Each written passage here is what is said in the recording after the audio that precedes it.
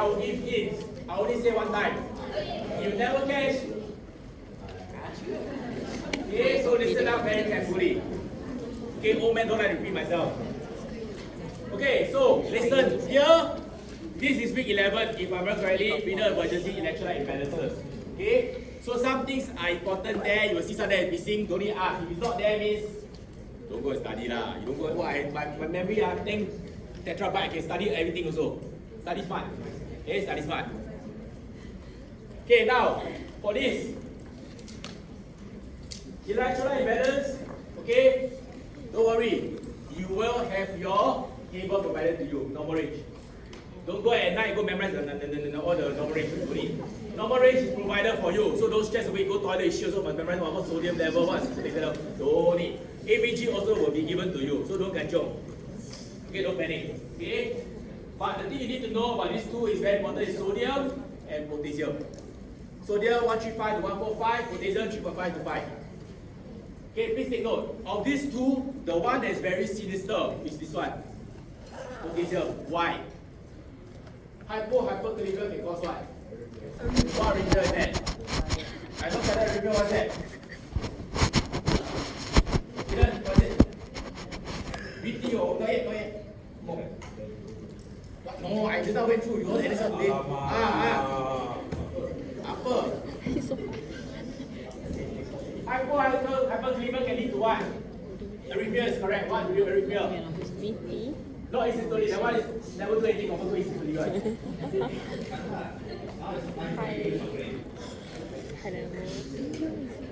What is PEA?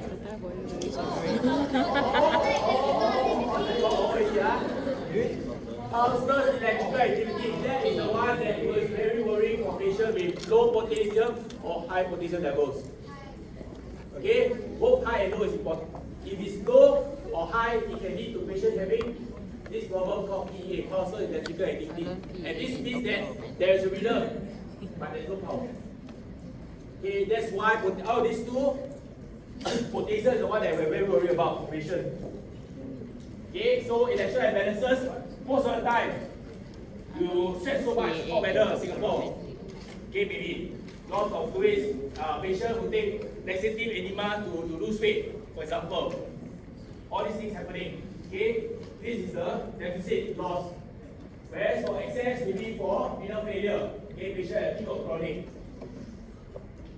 So acute renal failure, there are three kinds of which you need to just remember. Okay, so MCQ, if you know there are 20 MCQs, there are 4 SCQs itself. So 80 marks of MCQ. Okay. For this one, renal failure, pre, intra, and post. Pre means what? Before going to the kidney area, which is your potential hypovolemic shock, hypotension. This is before the kidneys. Intra is within the kidneys, polynephritis. Within the kidney itself, there's infection, for example, some damage to it.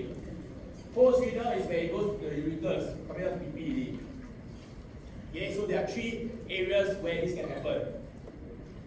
Acute renal failure, decreased urine output, fluid retention. This is the one that you're going to see very commonly. Visual fluid overload. So acute renal failure. Okay, this one, blood urea creatinine clearance. Okay, this is something that happened. One thing to note, okay, if you go to your tutorial itself, my first hint to you, this is important. 11.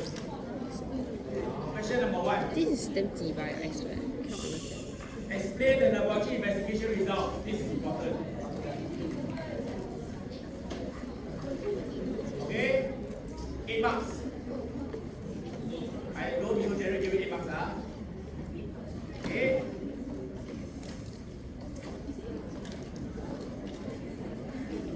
Then my first hint.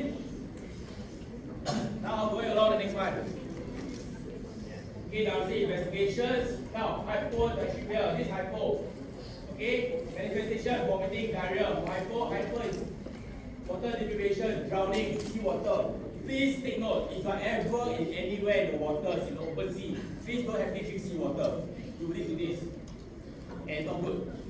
You know what? So much sea water to drink, I drink. In the end, it's even more traumatic for you. Okay, near drowning, sea water. Sea water is very salty, it's not good for you. Just because it's water doesn't mean it's good for you. Okay? Investigation, blood test. Okay, blood test, which is your renal panel. That's the very common one that you do. Some of them will actually do 24-hour urine specimen. Please take note, 24-hour urine specimen, you see clinical, there's a very big tumbler of urine. Don't go say, oh, today I'm very helpful, I want to help people clear. You go clear the 24-hour urine, you're going to be slapped big time. Okay, because patient take a lot of effort to pee inside. Okay, 24 hours, it's 24 hours for a reason, it's one whole day. Okay, so please make sure you know which is the correct one to pee pour away. Medical management, hyponatremia, okay, administer sodium containing fluids, etc. All these. Hyponatremia, not so important. For our skin. Then my second hint to you. Now, potassium. Okay, I cannot give you all so narrow already lah.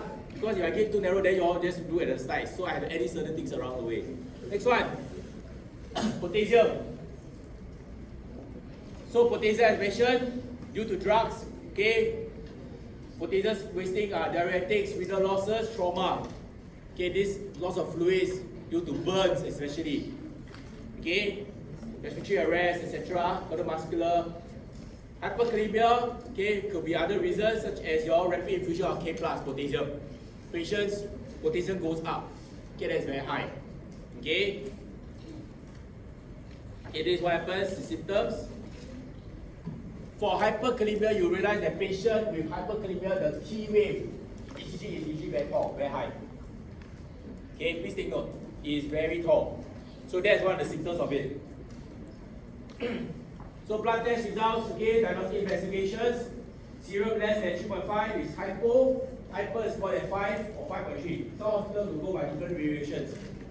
Okay, so when you go clinical, don't say, hey, the hospital say, why you go blood me? My school say until 5, you say 5.3.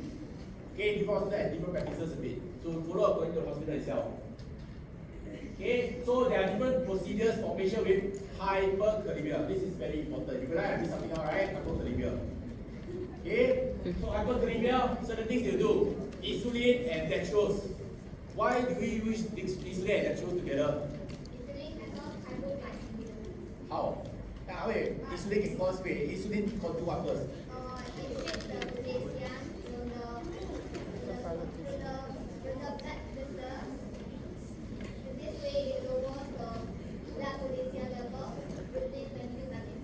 Okay, then after that, why do I give dextrose?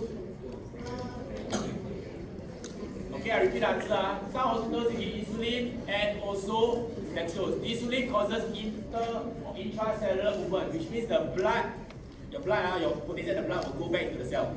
So the potassium drops. But having said that, I give insulin causes what problem after that? Hypoglycemia. So I give dextrose. Causes hypoglycemia. So I will give dextrose for patients. But in advancement of medication, usually now they will consider giving calcium chloride, calcium gluconate itself. Okay? Now, next management, dialysis. Dialysis, there are two kinds, chemo and peritoneal dialysis. Peritoneal dialysis is usually done by the patient themselves. They will get a certain equipment, they can do it themselves, they can do their own cleaning of their own dialysis whatsoever. However, chemodialysis means that patient needs to go to IED or even ICU to do the dialysis itself. And please take note, when you go to clinical, in triage, example, you go to A&E, you are going to ED posting very soon. Patient has come in very breathless, very chuan, okay? Or patient has received fistula in their hands, okay? AV fistula. First thing I will ask them, or you next time you can ask, when was your last dialysis? Patient who is very sick, very ill, usually the dialysis they'll miss 3 to 4 days. And that's not good because a lot of toxins build up, they don't clear out toxins. Usually they do their clear out the dialysis, hemodialysis 135 or 246.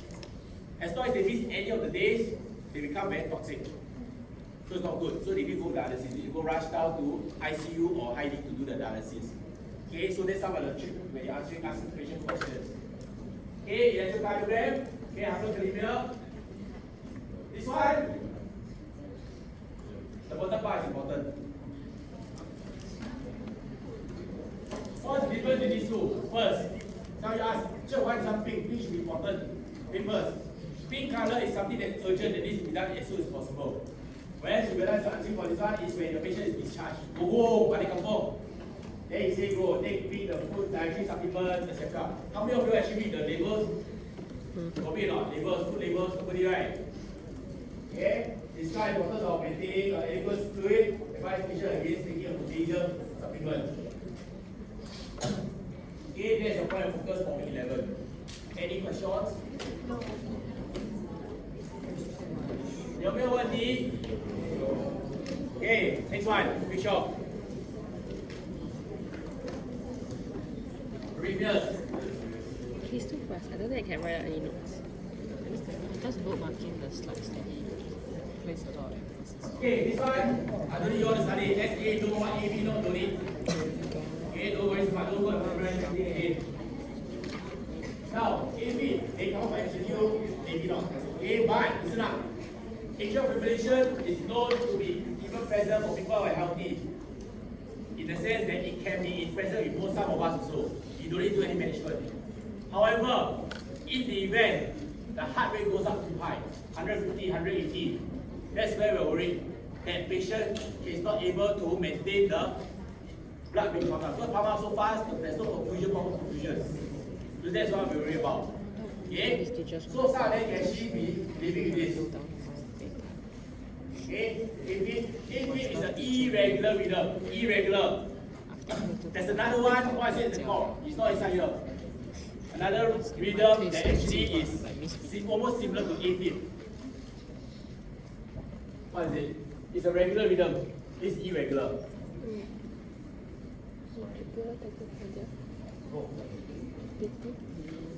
It's a regular rhythm. It's not saying similar as this, but it can be confused with the other rhythm. The hint I can tell you is sawtooth. Atrial flutter. Atrial flutter is almost similar to this, except that it's a regular rhythm.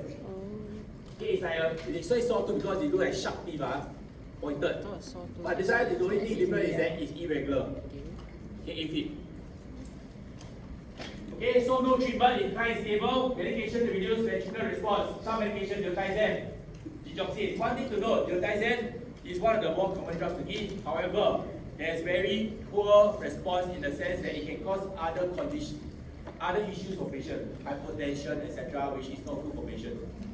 Okay, same thing. When patient is cardiogenic shock, for example, usually they will say that give dopamine, but in clinical we don't usually give dopamine. We usually give dobutamine. Why? Because dobutamine is more cardiac selective, it's protective of the heart. Same thing as you all got eat chicken rice. There's certain chicken rice you like eat, right? You don't like the food, you eat another chicken rice. Same thing. Your heart likes the dobutamine because it protects the heart.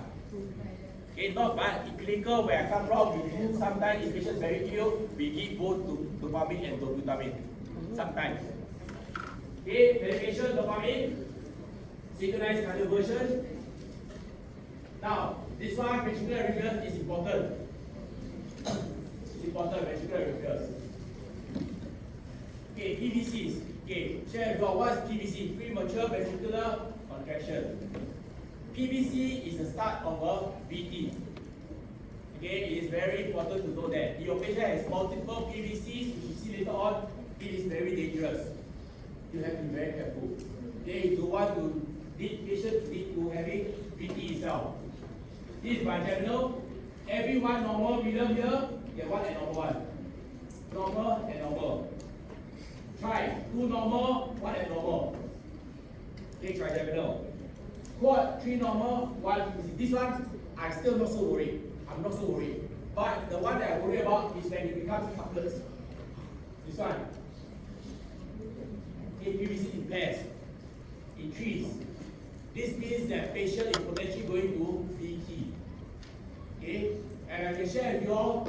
VT, VF, asystole, it doesn't happen or happen over a period of hours. It happens within fast 5 minutes possible. Okay, sometimes it does happen very fast. Okay, so whatever I share you all with clinical perspective.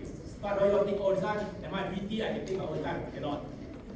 It's not a time where you can take your time, relax and chill, let go. PVCs, frequent PVCs. Is why we are very concerned about. So example, these are the ones. Coronary heart disease is the main factor that causes PVCs, VT, VF, asystole. Okay? Now, this one, ventricular tachycardia. This is something that is if you look at real life, it actually is a very nice figure. It's a very beautiful McDonald's shape. If you go and see what McDonald's, you go like regular. Okay? But please, when you answer question, don't answer. I once here I teach students, I say how to differentiate. You say PVC, ventricular tachycardia is how it's like McDonald's. So student answer, this reader is ventricular tachycardia, like McDonald's sign. Okay, this sometimes happen, don't take literally, I'm just teaching you how to interpret it easier. Okay, now, VT, there are two kinds. What are the two kinds? Pulseless and pulse. Okay, so when there's 3 or more PVCs, okay, this is what happens. It's a very little arrhythmia. So some patients come in, chest discomfort, AMI, etc. Okay, it's a very regular figure. It's a regular, as you see, but there's no PUA, you cannot see anymore. Now, for this itself, okay, my first encounter with VT was when I had a patient, 45-year-old man came, 40-plus-year-old man came in for AMI. Okay, when he started to lose consciousness, we check his pulse. Video shows VT, check pulse, no pulse.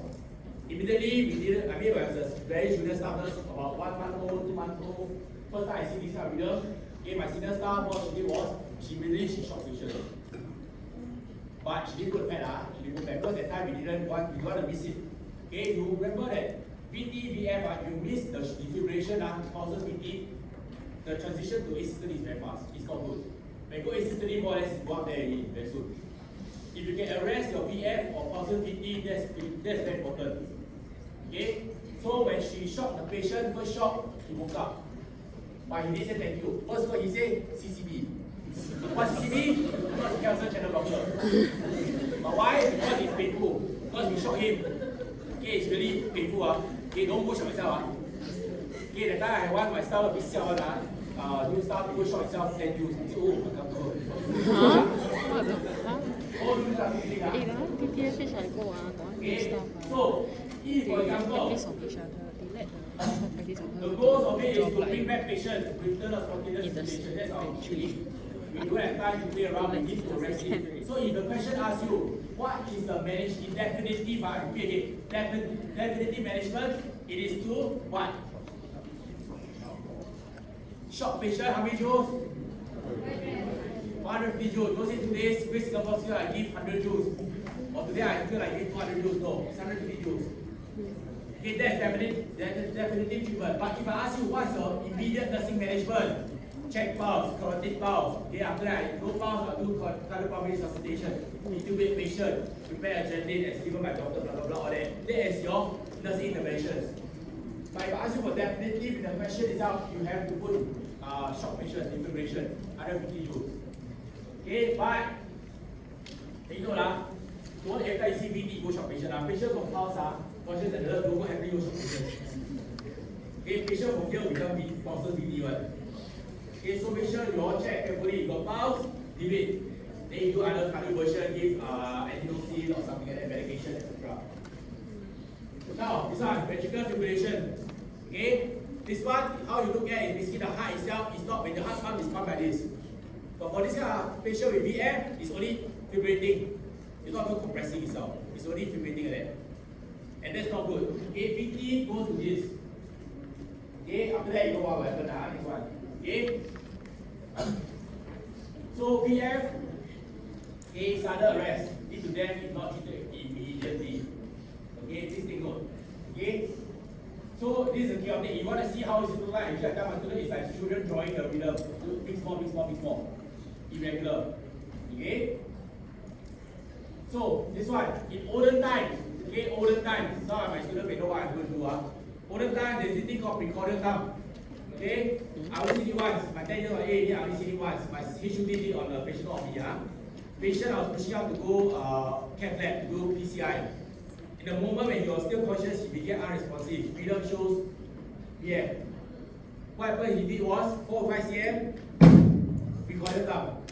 That's a very old school. That's to hopefully kickstart the heart. But don't go at that pump, stop one time. One time. Okay, precordial thumb.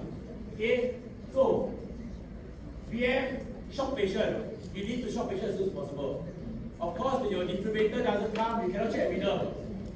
But when you have a rhythm, you see immediately shock patient. Don't waste time. Oh, I will do this intubation for that. You need to shock patient. Don't waste time. Okay? Assist in defibrillation. Assist endotracheal intubation. Intravenous time. Adrenaline. How much is the adrenaline? 1 ml with what? You all don't blur good. What This my NSL group but sometimes them got half one discount rate Okay, so remember 10 mils, 1 ml of adrenaline with 9 mils of normal saline. Okay, when you go clinical, I will strongly encourage you all to participate in the resuscitation, whether you do CPR or draw your drugs. It will be a very fulfilling experience because it will be something that you will never anticipate. In hospital down here, when you all do, there's patient mannequin, you in mannequins that will not react to you, will not move or anything. But hospital setting itself, time is of essence. Actually, you go to resuscitation room in A&E itself when you all going there. Please participate. CPR is somebody going to do for me. Okay, if a small size particle do on me, okay, she may not hit the 45 cm. You may need to get 6 to 7 cm. If I go and do on her ribs are going to break. Confirm plus shock. I have broken ribs before. I have done CPR on a 90-year-old lady. I broke her ribs. But no choice. We need to get the heart moving. But if you hear you have to go. Okay, that is fun. It's not that sadistic, but we still need to get heart pumping. Okay, so amiodarone. After 3 shots not well, we need to hit amiodarone. Okay, listen. There are 2 kinds of drugs here. Amiodarone or lidocaine. So you can choose either one, but don't choose. I choose now amiodarone. I choose lidocaine. Cannot. You choose lidocaine, you choose lidocaine all the way. You choose amiodarone all the way. Okay. Not sustained VT. This is what happens when patient VT is not sustainable. Okay. Management. Okay, these are follows. Okay, this one straightforward. Asystole. Asystole, you do not shock patient. Understand or do not have PCIC, but sometimes I see Korea, I see Korean drama.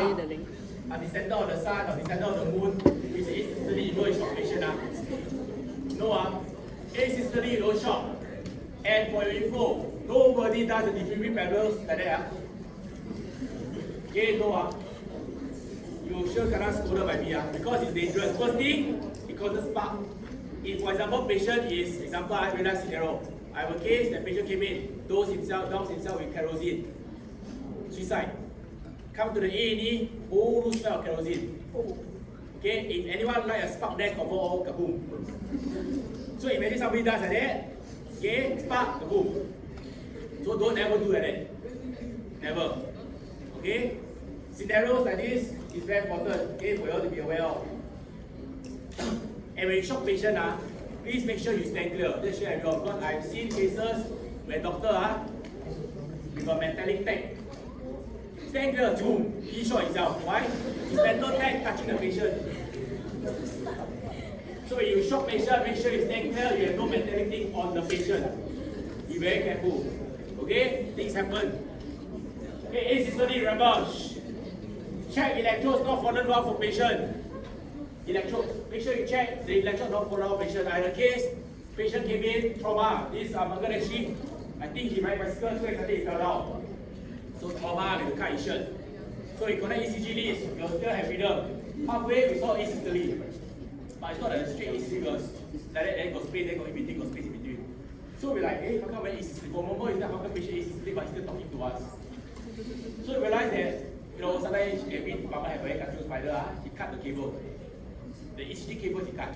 So that's why patient was like, I still consider the alert. Okay? Okay, this one, check. Why so I say check? Because asystole can also mean that patient is possibly having 5 VM. 5 VM means that it is still ventricular fibrillation in this shock patient. Okay, so that's the reason why we check the list or assess the list. Consistency and increase the size. Okay, if it's 5 VM, then yes, shock patient. If not 5 VM, asystole throughout the whole list, etc., you still do the CPR drug intubation. Okay, adrenaline. So this one is systole. Not many patients come out is systole alive. Not many. Even they come out most of the time, they're considered a vegetable because it's considered a very sticky. Okay? Now, PEG status. PEG status is very straightforward.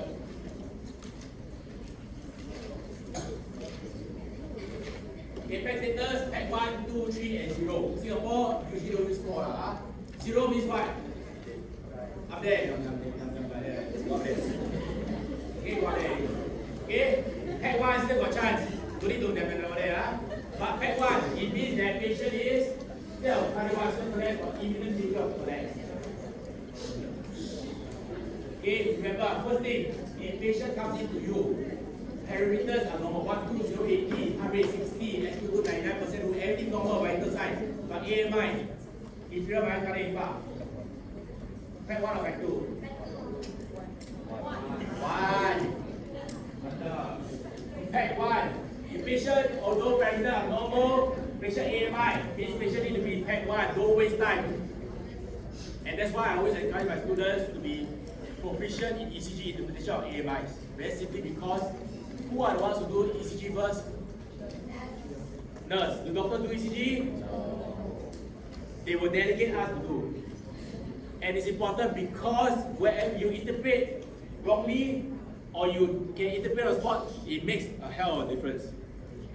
I have cases before my junior never interpret ECG, do not interpret, pass to MO. MO also do not interpret. Hey, don't, this is serious, this is a real case scenario. MO don't show an interpret ECG, put in factory. Factory, senior consultant do his rounds in the waiting area, found out patient having acute AMI, patient waited almost 20 to 30 minutes. They were taking time off. So that's why I want you all to be, I'm not expecting you to be proficient in terms of what I know what's Wolff Parkinson syndrome or that. No, AMIs, basic. You can understand that, you can see, okay, patient AMI, I suspect that is not right. You can escalate. You don't waste time, patient, you go straight for PCI. Okay, PCI is very important for the patient. The longer you delay, potential patient can collapse. Okay, so PEG 2 is in between PEG 1, PEG 3 as it states. But having said that, PEG 2 itself, it's a very gray area. So we have a hidden or rather an unspoken rule that in the AED itself, where I come from or anywhere in the AED, it's always important to up triage patient. If you are not familiar, we suspect patients having maybe something happens sinister, we always up triage patient to PEG 1. If patient blood pressure, blood test, no result normal, I'll put PEG 2. Better you up triage than down triage, and that's what happened to that patient. Okay, we do have cases sometimes we miss them. Okay, and it also means that triage nurses have to be the most very knowledgeable. Actually, it's more important than the resuscitation nurse. Why? Because triage nurse has less than 5 minutes to triage a patient, whether it's PEG 1, PEG 2, or PEG 3, based on his or her experience. So that's why we don't have very junior nurses outside. They have to be experienced. Okay? PEG 3 is called flu fever. Okay, those who want to see all these flu fever, you can see them in A&E Sunday afternoon start. A lot of them will go there. Oh, I see all that. I see literally a guy when I walking up to the A&E on the slope. The patient, the vibe, everyone walking up. Normally when you reach A&E, like that. And you see our voice command, right? Have you seen before? I have cases, real, the same, very similar. This guy came in, want to get MC 3 days. So I. But doctor, this guy never clear, got chili padi inside. I got another boy, came in, chicken pox. My junior MO gave him 2 weeks MC. Chicken pox, burn, not burn. You know when they have the thing on the hand, right? Chicken pox. Show doctor give 2 days, 2 weeks MC. Thought the second time can extend the chicken pox, extend. So came in, straight see the senior doctor. Senior doctor said, you take out your shirt now. Oh, so nice and white. Now you take it off. So we asked him what happened, why did you use the secret pipe and burn himself? What? That's what people will do for MC. What the fuck? Yeah. Okay. Got scarred from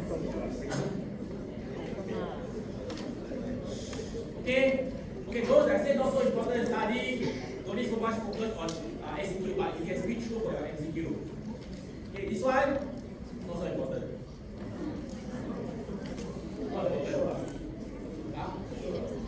Sure or not?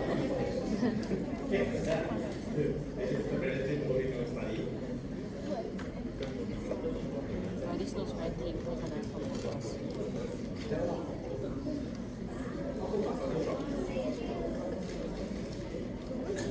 I have been a student before and I know always ask teacher, what's the tips? Normal. Okay, I know you all are students, you all want to. And but I also cannot be so obvious give you and I'm actually I give the whole exam paper like that. What nobody will know? Nobody will know. Nobody will say that. Chinese saying, 墙有耳 means the walls have ears. There's someone got 7 months on there, they report how?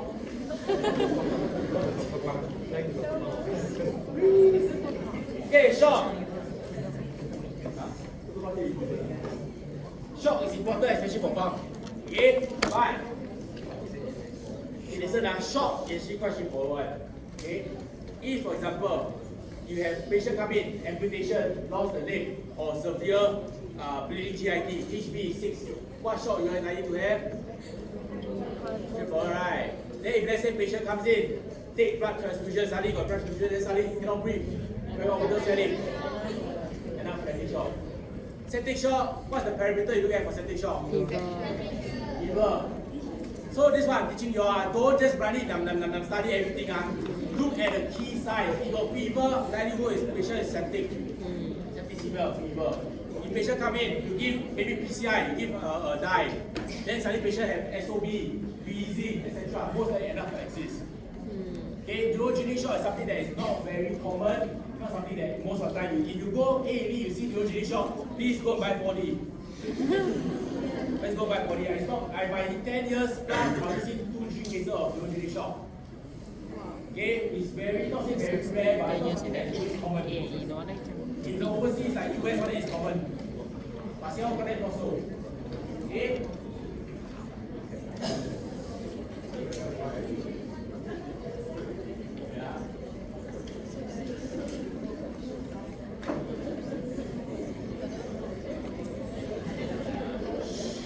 Okay, listen, shock.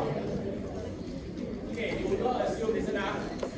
One thing that students always have this misconception. Patient who has shock, okay, also depends on the predisposed or pre-existing condition. Which means that patient, example, my blood pressure, if let's say it's 80 over 50, is considered normal now. If my blood pressure is 80 over 50 for my size. But if a very old, 95-year-old, how to make millions for karma? Okay, blood pressure 80 over 50.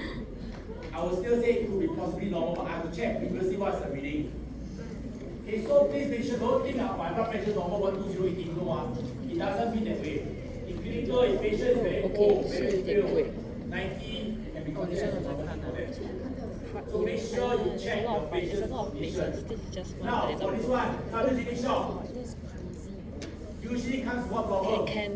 That's why they got separate payment. Cardiogenic shock due to 你可以 what? 分期付款，现在买。 Before But in 99 years also. AMI.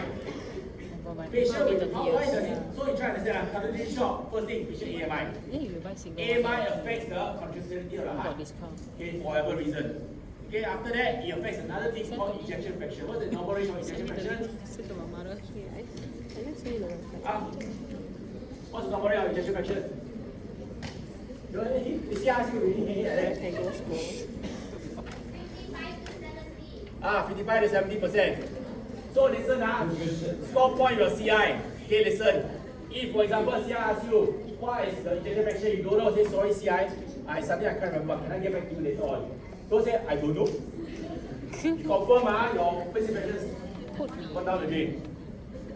Okay, so AMI is known to cause patient to have cardiogenic shock potentially. Okay, I will show. Blood test results. Okay, cardiac enzymes.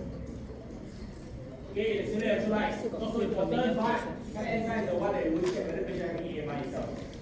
Okay, cardiac shock actually. Do I want to bother checking about hemoglobin? Maybe not yet. But cardiac enzyme, if it shows ECG shows patient having AMI, this is what I'm worried about. Management, I just want to briefly. Oxygenation, morphine. Remember, morphine has to be very careful. Morphine causes what problem for patient? Respiratory pressure and what? Cause what? Respiratory pressure and morphine. And it means what? Low blood pressure. So in go clinical itself, make sure that morphine usually is to given for pain. Why? Yeah, but why? Why you want to give morphine for the pain? Why? Because if we pain, our heart also got burden. Okay, we cannot say burden inside the exam paper lah. But in reality, understand your point? So listen, when patient having heart attack, when he's in pain, or you fall down, you twisted ankle, in pain, what happens to your heart rate? Increase. Increase means what? More workload on the heart, right? Yes. Pain, also same thing. More workload on the heart, that's why I give morphine. To reduce the pain. That's the main purpose of it. Okay, and having said that also, we have to be very mindful. Next one. GTN, sometimes we don't give because of blood pressure is low. But it's a vasodilator also, and we don't give together with this medication only for male patients. This is the fact. No, male patients lah. Viagra, why? Viagra is also a vasodilator. Okay, Viagra, the blue pill. You get what I mean? Okay, listen it's happened before. I had one case came in. Okay, share you a real case. Patient came in, 60+ man. BP was about 90, 100 around there. Quite okay, still okay. But the moment we give GTN, his blood pressure dropped drastically. And why? When we found out it was because he was on Viagra. Okay, same thing, another patient came in. Okay, constipation, AMI. What if you do a patient want to come inside and got heart attack? Huh? You think the shit out of it? Huh? What you do? Patient constipated.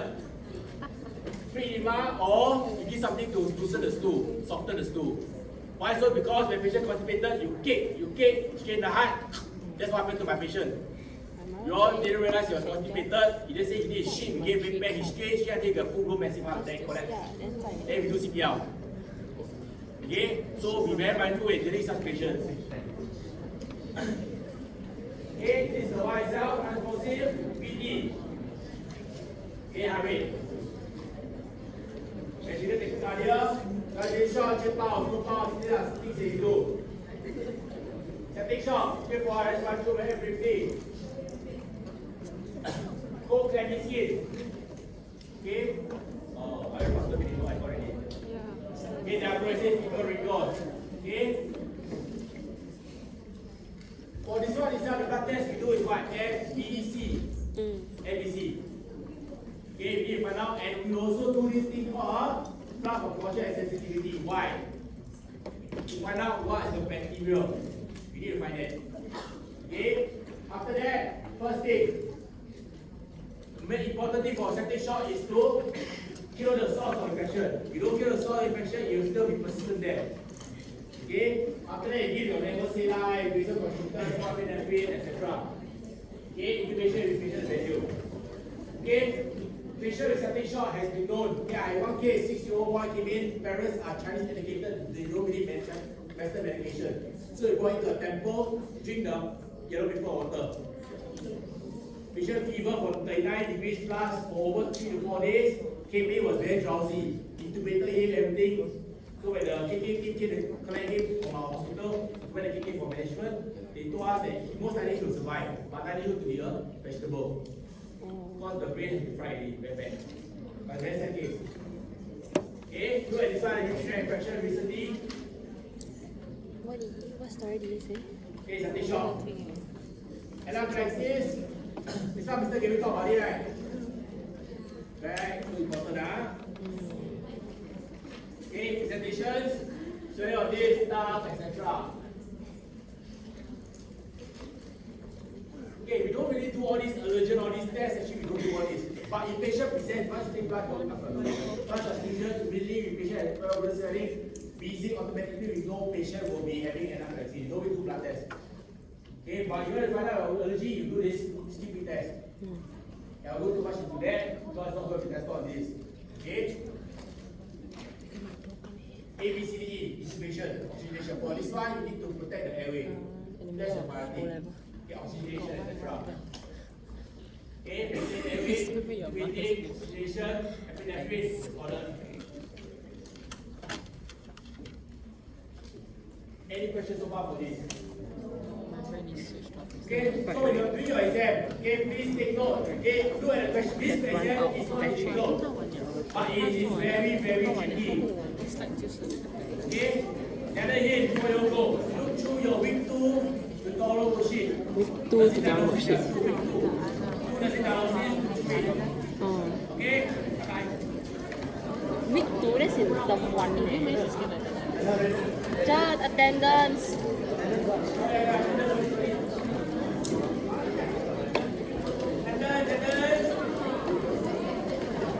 Okay, bye bye.